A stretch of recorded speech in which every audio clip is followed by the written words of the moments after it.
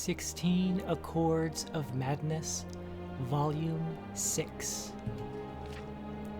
Her Sign's Tale. Overproud and boastful, Oblivion's mad prince stood one-fifth day of mid-year among the frigid peaks of Skyrim, and beckoned forth her sign for parley.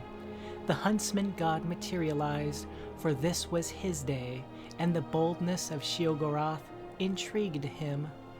Wry without equal, Sheogorath holds in his realm giggling loons, flamboyant auteurs, and craven mutilators.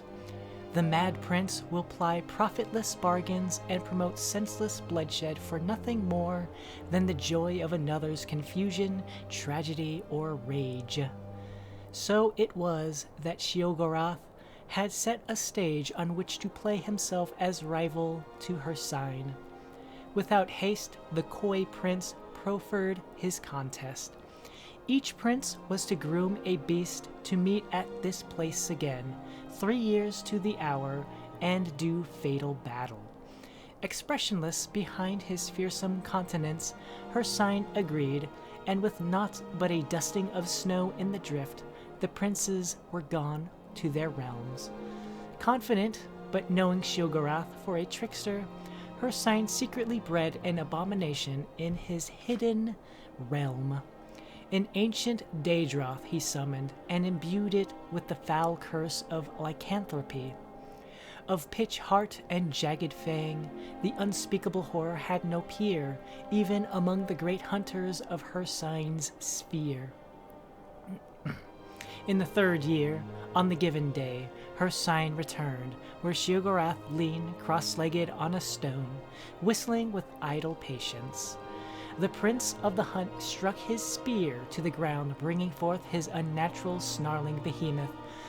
Doffing his cap sly as ever, Sheogorath stood and stepped aside to reveal a tiny, colorful bird perched atop the stone.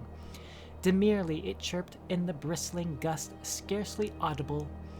In a twisted, springing heap, the Daedroth was upon the stone, leaving only rubble where the boulder had been. Thinking itself victorious, the monster's bloodied maw curled into a mock grin when a subdued song drifted in the crisp air. The tiny bird lightly hopped along the snout of the furious Daedroth.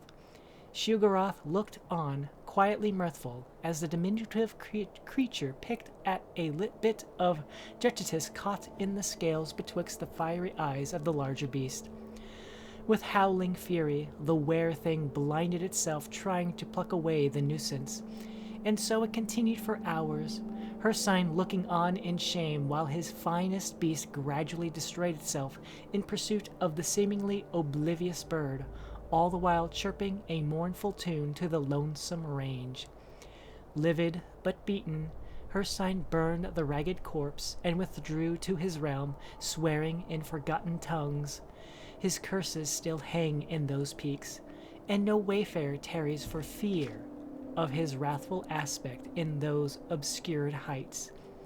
Turning on his heel, Sheogorath beckoned the minuscule songbird to perch atop his shoulder and strolled down the mountain, making for the warm breezes and vibrant sunsets of the Abyssinian coast, whistling in tune with the tiniest champion in Tamriel.